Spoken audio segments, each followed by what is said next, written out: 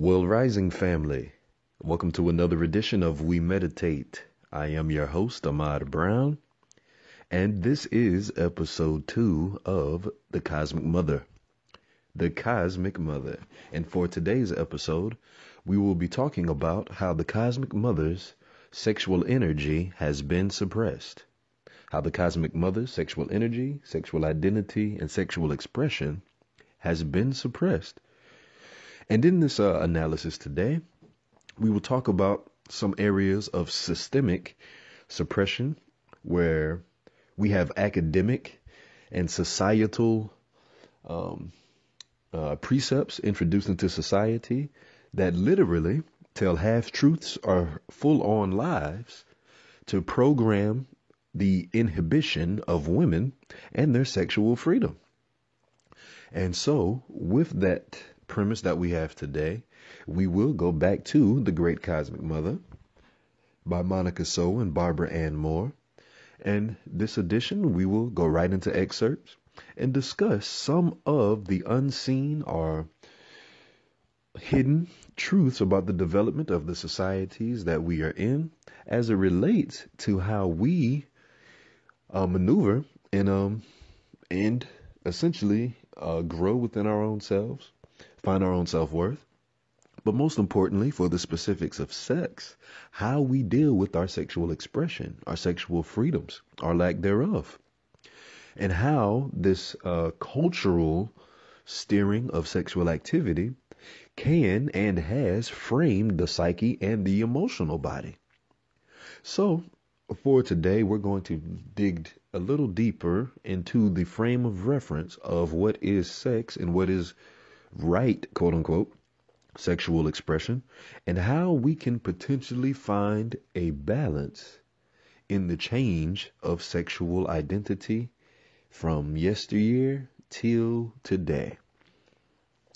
So, getting right into it, go right into an excerpt from The Great Cosmic Mother. It says, in The Nature and Evolution of Female Sexuality, Mary Ann Sheffrey described her discovery in 1961 as something called the inductor theory. The inductor theory stated that all mammalian embryos, male and female, are anatomically female during the early stages of fetal life. Sheffrey wondered why this theory had been buried in the medical literature since 1951, completely ignored by the entire medical profession. The men who made this her story, making discovery, simply did not want it to be true. So getting right into it now. This one particular example of a female medical doctor finding out in 1961 that the human body is essentially female, even if you're male. Meaning that when an embryo takes place, it is a woman every single time. And if it actually turns into a man, or evolves or switches into a man, the actual turning into a man is considered a corruption, or considered a dilution, or almost a de-evolution, so to speak, of the perfected human form, which is actually the woman. In order for a clitoris to grow into a penis, it actually has to deform in order for that to take place. And we will actually go into that a little bit more. But just thinking about that just initially for one moment, going again back to the embryo stage, meaning that the human body itself, when it's conceived into a form that can be considered quote unquote human, in a infantile, well not infant, in a embryonic human form, every single human that has come to pass in this plane of existence was actually a woman first. Meaning, yes, you, my homie friend, if you are listening, you were actually a woman. And so this type of information or this type of awareness or this type of knowingness can potentially shift consciousness of men, for one, because, we live in a quote unquote man's world, in a man's society.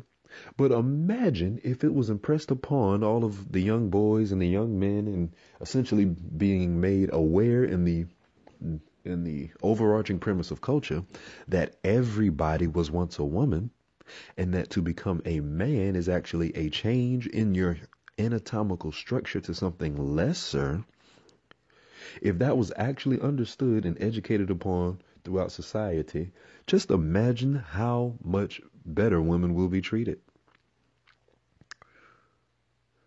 Or maybe it could be actually worse.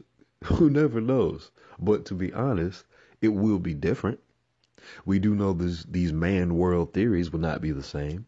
We know that these overarching patriarchal structures will not be the same. We would simply know that the human body is much more profound and much more favorable for women than it is for men. Because essentially the culture that we live in today espouses that men are greater than women simply for the physical astuteness of men. Really, that's the only reason. That's the only, as they say, proof that men are quote unquote better.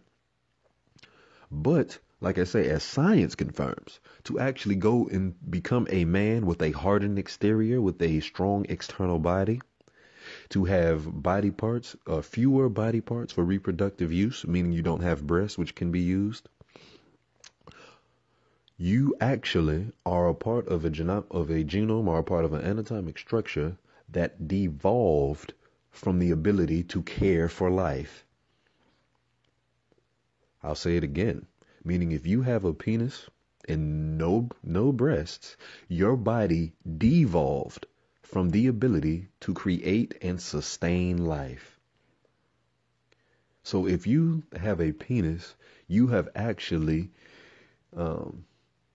manifested yourself in a way to where you need a woman in order to exist, as far as a scientific anatomic structure. However, we live in a culture that perpetuates the total opposite. And as we can see, this culture that we live in that espouses the total opposite, it is in the state of affairs that it is in today. So just to take that in for a moment, realize that women do come first. Realize that women are the first being, and this same first being is what is created out of the act of sex every single time that conception has happened. So the beauty of sex and the beauty of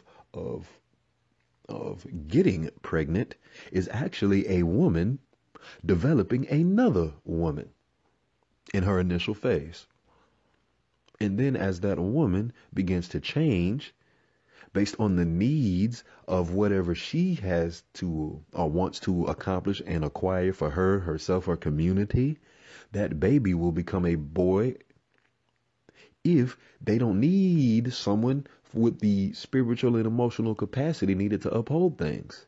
They need a boy to do physical work and do physical labor, to be the agent that manifests the desire of the emotional and spiritual insight of the woman who is uniquely tied to the womb of the earth. Think about patriarchal structures for a moment that says the man is the head of the household. Now, many of us have grown up in those type of situations, myself included, but I will say this, I have gone into many homes. I have lived in my own home with my mother and stepfather. I have also lived in my other home with my stepmom and father. I have gone through church my whole life and seen many multiple couples in my home church and all of the other churches I've visited. I've sat at the dinner tables with multiple married couples of multiple races, of different cultural influences. And in those experiences, I found out that it is pretty much a consensus that the woman runs the house. That the only way peace will be in that house is if the woman is happy. That if the house is going to continue to grow in excellence, the woman is usually the initiator of such excellence. If that house is going to have that grass cut, it's most likely because the woman wants it cut. If that house is going to be painted a nice, beautiful sheen, it is most likely because the woman wants it painted. If there's nice, lovely furniture in that home, it's usually because the woman put it there. Now, of course, there are exceptions, so let's not dive off into that. We know how life works. Not everything is so static. But in general, at least for We Meditate's experience, the woman has always run the house. The woman has always been the one cultivating ideas. The woman has always been the one managing the money. And the man has simply been really along for the ride, acquiescing to the woman's whims. Most children, when they have a mother and father in their house, the children know to go ask dad questions because they know dad doesn't have the power and they hope dad will say yes. But what always happens? You go ask daddy, what does dad say? Go ask your mom. Because see, even a real, not say real, a good husband or a traditional husband knows where the real power and the real structure comes from. The wife, the woman, the womb, the caretaker of that establishment. So how is it that it's generally known and experienced in such a way, but it is written in these patriarchal religious books that the man is the spiritual leader? These are the type of things we must really take into consideration. Because if we want to engage in harmony, if we want to engage in, marriage values, and if we want to engage in all of these progressive things that we feel will grow the family, we must really look at a more holistic model of where the balance of power comes from, or a holistic model of who should be running the influence or who should be the primary influencer of what's going on in a home. Because if we are running around with an ideology in our mind that says, I'm a man. So if I have an ideology running around in my head that says, I'm the man, I'm the man, I'm the man, I tell a woman what to do, I tell a woman what to do. Most likely, as I have seen in my whole life, men who have that type of mentality, they're jerks, they're buttholes, they're rude to women, they have very little compassion, they have very little understanding, and most of them is single, or they may have a girlfriend but they treat her like crap. And think about for a woman who's running around with patriarchal ideas in her head that she needs to submit to a man, that she must wait on a husband to come and find her, that she must be meek and docile and soft in order to attract a man. Now, I'm not saying all of these things to jump on a feminist campaign, because I know those are some feminist type of questions that are always asked. And I do believe that there are virtues in women having a certain softness. I'm not talking about being docile creatures at all. But essentially just a certain flow of femininity in the divine initiation of said energy and embodying that quote unquote softness, that smoothness, that suppleness, and embodying that in multiple forms of existence or multiple expressions of self. I see that many women allow themselves to take on a psychology, an emotional state, and a physical expectation that they are the lesser creatures, and that they must be the ones found and sought after, not because they're the prize or because that they're the higher creature, but because that they believe that they are powerless in the process of finding a mate. And this is what the patriarchal outlook on life has done. This is what the patriarchal outlook is building up and continually perpetuating. As we look at, the marriage stats as they are written, marriage is going down and has been going down for a long time. But you know what's going up? Cold-heartedness. You know what's going up? The alt-right agenda.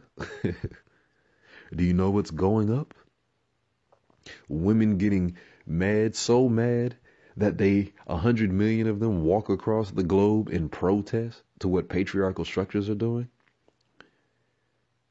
We have reached a time and a place to where we must really begin to deconstruct the social norms that we are operating in. The signs are everywhere that this patriarchal structure, that this patriarchal norm, that this men first mentality is simply not the best thing for us, and that there could possibly be options for us to explore. And when we begin to linguistically and intelligently and emotionally engage the reality of the women being first in all ways, either scientifically, emotionally, or just in the home, once we really start to dialogue and once we start to internally, wrestle with these misconceptions that we've been given, we can have a greater opportunity to bring balance into our lives. We can have a greater opportunity to unleash compassion and understanding. Because this same patriarchal structure that has men, being jerks and has women being docile, this actually perpetuates a continued misunderstanding of the sexes as a whole. Because most of the times, many of us have expectations of gender roles, but these gender roles are still heavily influenced by the patriarchal norm. So when many of us go out with these patriarchal gender role norms inside of our head, and then we go and encounter people who do not fit this illusionary norm, that messes us all up, and it creates a schism within us.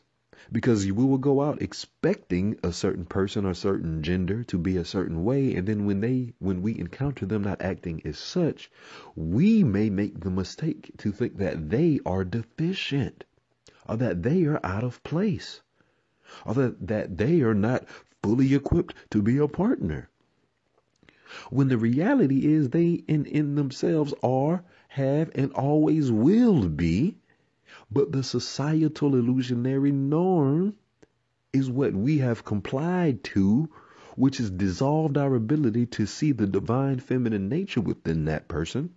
It only focuses on the patriarchal or the masculine manifestation of what a person may or may not be able to accomplish.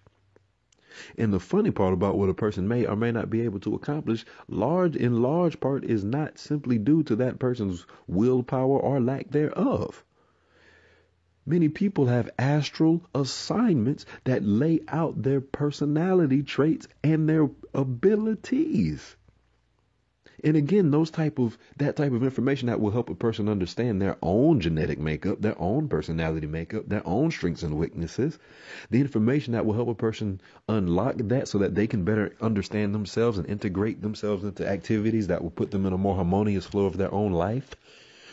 The sources of spiritual information that help a person unlock that awareness are all under the divine feminine practices. There's not a single patriarchal practice that honors astrology and says you should study it and attune it to your life. There is not a single patriarchal structure within religion that says fully examine your personal self and operate in that space. All of them say you need to be better than what you were. All of them say you're a destitute person for being just exactly who you are and you're supposed to change. Now, yes, there are elements of healing and transformation that everyone should entertain and everyone should evolve into or grow into. But the sake of a person or the sake of a thing having the presence of the universe, in that simply being the qualifier for that person, that is virtually lost in many of our own hearts and minds. Simply because we need to see some proof of greatness. And that proof of greatness is the patriarchal division that we're in today. Now, yes, some people do need to demonstrate excellence, but excellence is still going to express itself through the personality of a person that can only muster up enough excellence that their astral body has allowed them to do. Unless that they have learned enough magic to change their own astral or divine course. But again, if you don't know anything about the divine feminine, if you don't know anything about the structures and spiritual truths within that, you will never go deep within a person. And all you will do is patriarchal judgment on what is on that surface. And so let's get back to the book. It goes further on into this genetics that I kind of went into deeply without actually substantiating. So I'll just read the claims and then we'll move on. As Stephen Jay Gould describes it, the embryo in its first 8 weeks is an indifferent bearing sperm that is fused with the egg. The gonads will develop into testes, which secrete androgen, which in turn includes male genitalia to develop. In the absence of androgen, the embryo develops into a female. There is a difference in the development of the internal and external genitalia, however. For the internal genitalia, the fallopian tubes and ovaries are the sperm carrying ducts. They are the early embryo the early embryo contains precursors for both sexes. In the presence or absence of androgen, as one set develops, the other degenerates. With the external genitalia, the different organs of male and female develop along diverging lines from the same precursor. This means, in effect, that the clitoris and the penis are the same organ, formed from the same tissue. The labia majora, and the scrotum are one, indistinguishable, and in the early embryonic stages, in the presence of androgen, the two lips simply grow longer, fold over, and fuse along the midline, forming the scrotal sac. Pretty slick, right? Just the scientific breakdown that yes, we are literally all women. And if a person has the androgen surging through their womb, it will spark a man. But androgen is rare. As we see, women are outnumbered. Men are outnumbered by women. But we must also know that that is actually based on women's desire. Again, when we have this patriarchal structure and understanding of the world, we think that there's a shortage on men. There's a shortage on good men. Where are all the good men? I want to get married, but there's no men around. Right? You hear those things. But as it has already been established that the woman came first and that the man emerged as an offshoot for the woman, for the will of the woman. And if we are going to remain consistent as spiritual people, honoring as above, so below, meaning that whatever we see here is actually a manifestation of what's going on in the higher planes, knowing the scientific truth that men are nothing more than products of the woman's will, that means the collective body of women don't want that many men around to even have mates with. That's a very interesting concept. Oh, that's a very interesting perspective. That's a very interesting view on things. Is it be that men have become so detestable that women simply are just tired of us? And so because they're so tired of us and they're subconscious that they don't even birth any more of us? Or is it that it's time for men to have 2 and 3 wives apiece? I'm only joking. That is definitely not the second one. But regardless of whichever one it is or whichever one it may be, it is actually still a reaction to the woman's collective or the divine feminine's collective psyche that is still guiding this planet through this chaotic illusion that we think is actually real. So, ladies, divine feminine, do you really want us around? Because if you really, really did, you would produce enough of us to where you all would have a worthy mate. But if we look at it globally, there's literally not enough of us who exist to give all of you the love, affection, and partnership that you claim you desire. So apparently there's a whole lot of women that prefer to be single.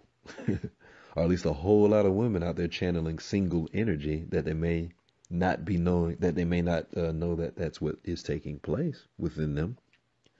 Regardless of such, whatever matters are in your own heart, be it male or female. Whatever structures are running in your mind, be it male or female. Whatever it is that you are desiring, whether it be under the influence of patriarchy or not, you are still in the time and place to where you can fully examine all of those influences and see if they are authentically inspired from the core of your being, or are they nothing more than responses to the patriarchal control that continues to try to shift the narrative away from the awesomeness of the divine feminine. Let us move on.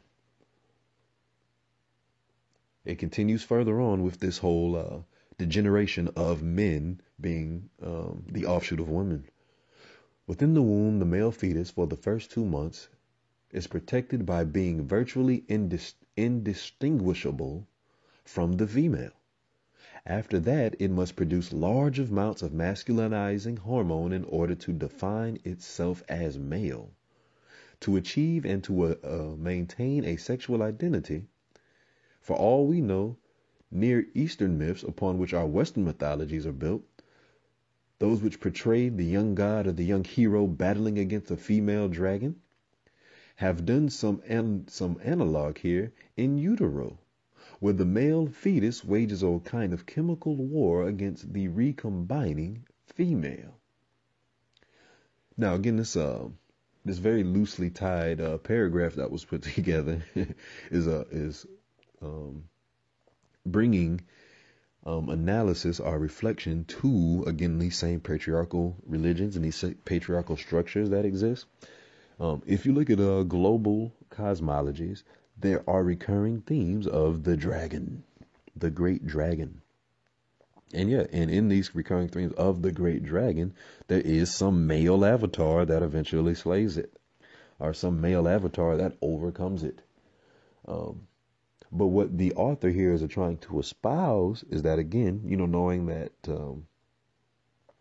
all of our metaphysical books, our metaphysical stories, are allegories or gateways, for the deeper understanding of the spiritual flows of energy, which are nothing more than the explanation of what is going on inside of the human body. This allegory is simply saying that these patriarchal structures and these patriarchal books that we're reading about men becoming victorious over the dragon or over the darkness is actually a psychological write-up or psychological projection of the male in the womb in his initial manifestation, which plagues his psyche from the onset of his inception.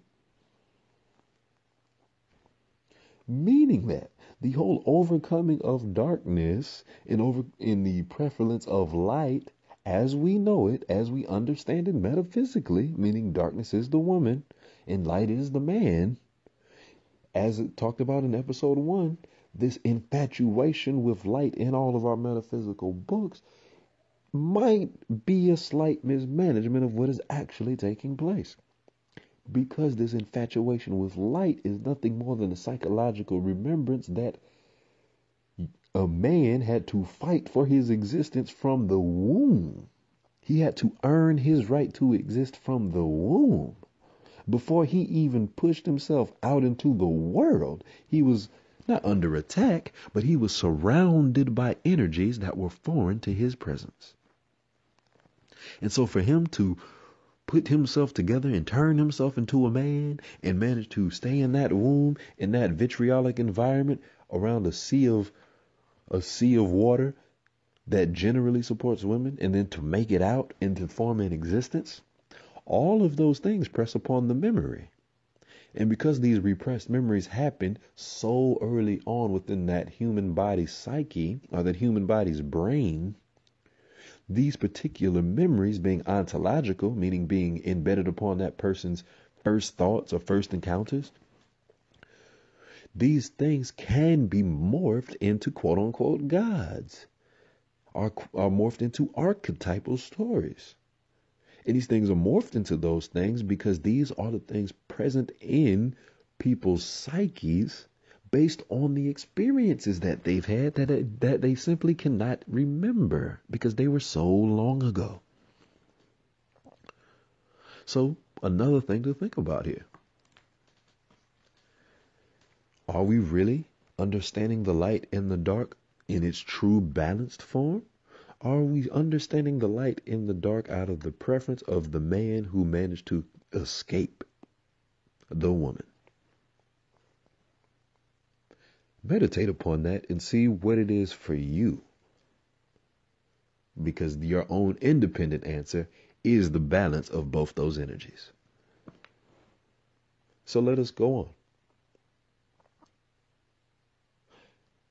For now, It is enough to say that maleness among mammals is not a primary state, but differentiates from the original female biochemistry and anatomy. The original libido of the original libido of warm-blooded animals is female, and the male or maleness is a derivation from this primary female pattern. Why then did the medical men, the scientists, take longer to figure out this basic biological fact when it took them it took them to split the atom?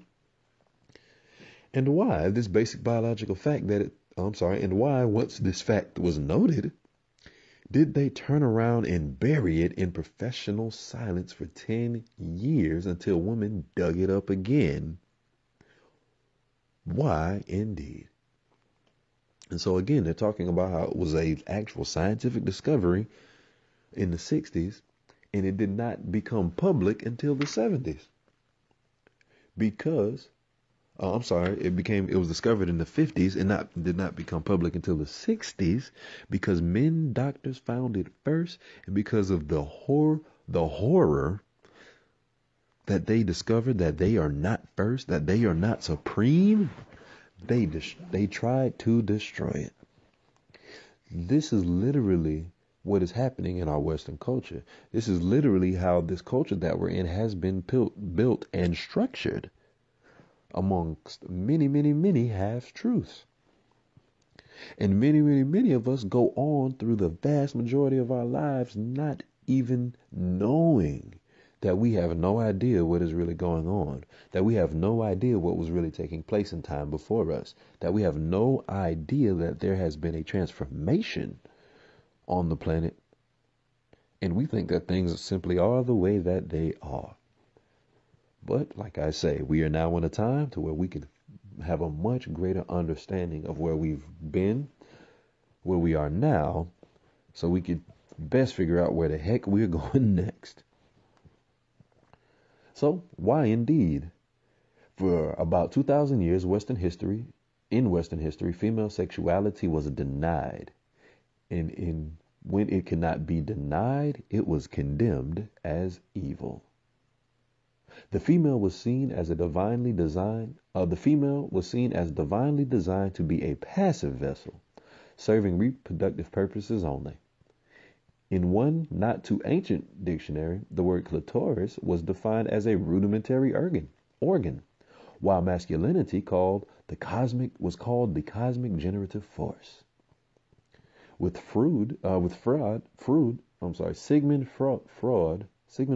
Sigmund Freud, jeez, I don't know why I'm tongue-tied.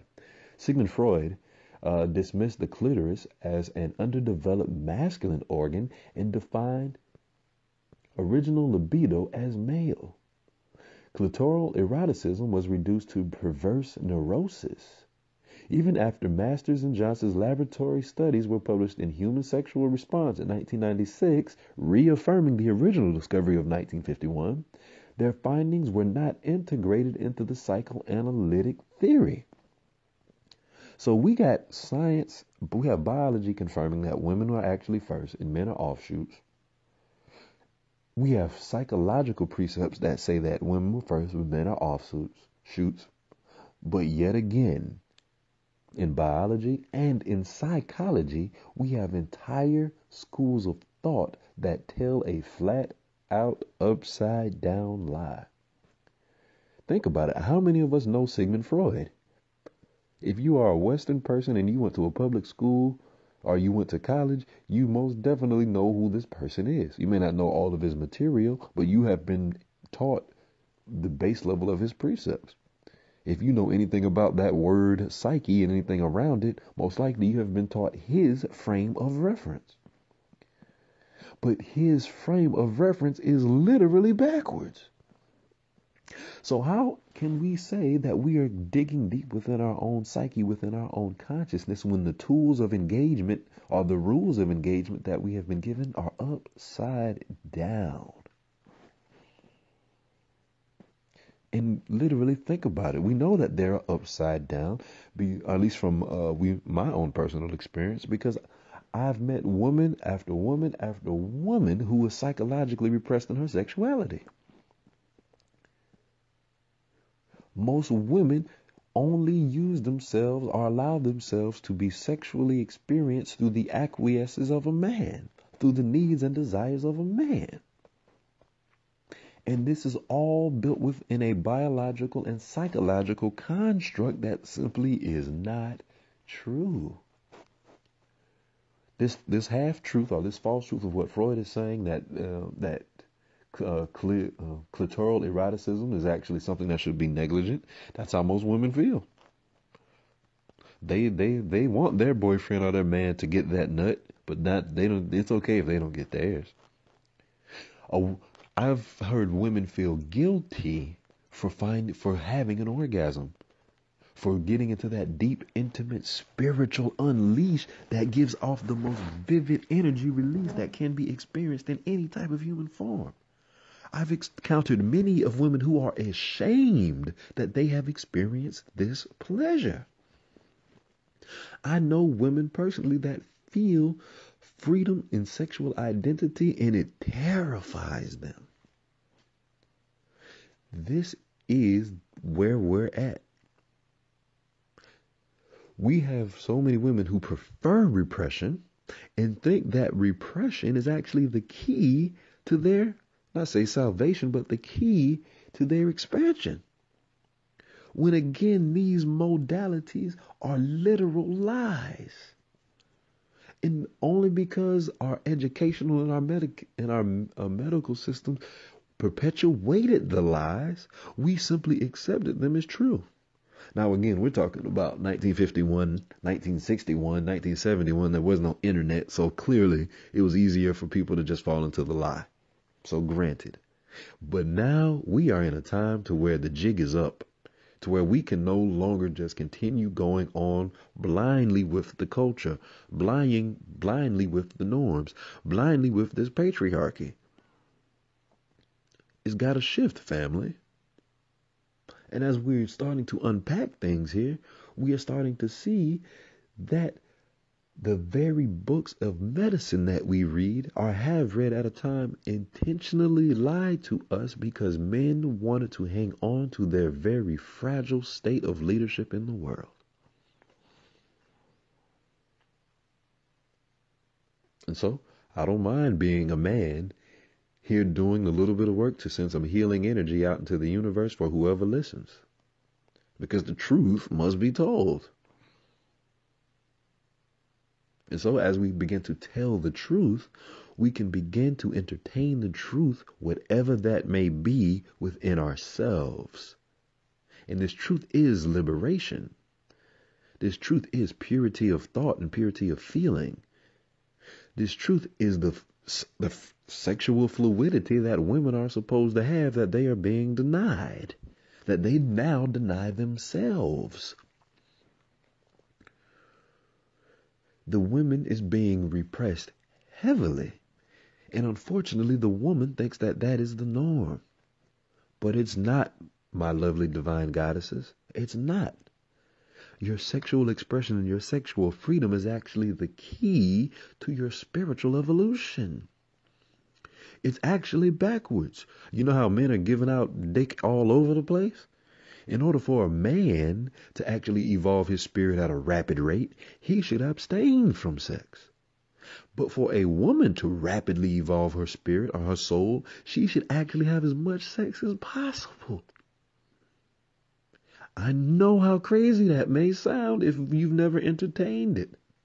But I'm going to go on and on and on, not from my own opinion, but from medical science, but from archaeological findings, but from cultural analysis that says this is the way it has been before men came and started to rape the planet.